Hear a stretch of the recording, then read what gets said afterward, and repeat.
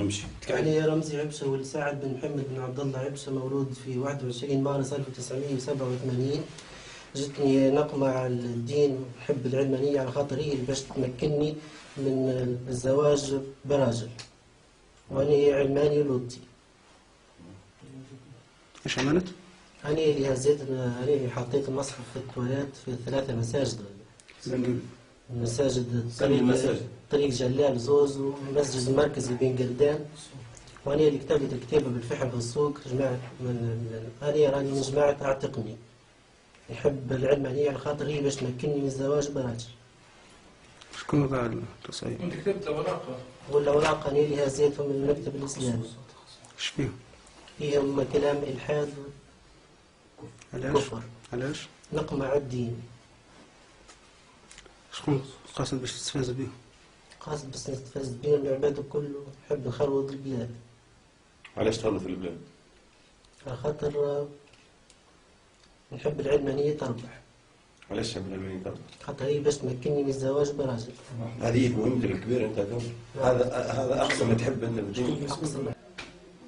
أنا علماني ومن جماعة اعتقني، وقد قمت بهذا نقمة على الإسلام، وأنا بكامل مدارك العقلية. كيف كانت المعاملة من طرف الشباب تجاهك؟ كانت معاملة حسنة وقد استجوبوني بكل لطف. هل تم الاعتداء عليك بالعنف من طرف الشباب؟ لا لم يحدث. السلام عليكم ورحمة الله وبركاته.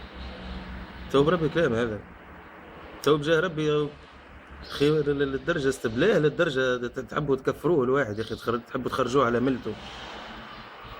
تو هذا كلام اللي نسمعوا فيه، توصل للفتنة هكا، يوصلوا باش مش يقسمونا، باش مش يدقدقونا في بعضنا. نورمال تو اللي قاعدين نشوفوا فيه هذا بجاه ربي شكون اللي وراه الفيديو هذايا والطفل هذايا، شكون هو اللي وراه؟ ومن امتى ولات عنا احنا الكلام هذا؟ من امتى ولا عنا تحقيق بالطريقه هذه؟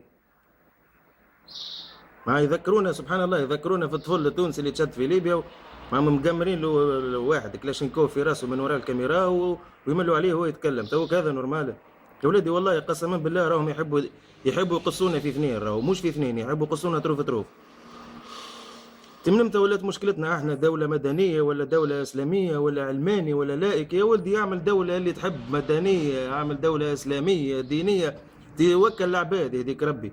رجعونا قانون المالية الفضيحة هذايا اللي مشينا دمنا عليه خرج بن عليه. شوفونا حل في كروشنا، شوفونا حل في خدمنا، شوفونا حل في مستقبلنا يا رسول الله، ولوح علينا مدنية ولائكية وعلمانية ولواطية، ولوحوا علينا من المهازل اللي تعملوا فيها هذوما، وكل واحد يعمل حاجة كي هكا يتحمل مسؤوليته ويلزمه. شنو هذا يا رسول الله؟ واحد مش تنطقوه والله، واحد مش تكفروه راه.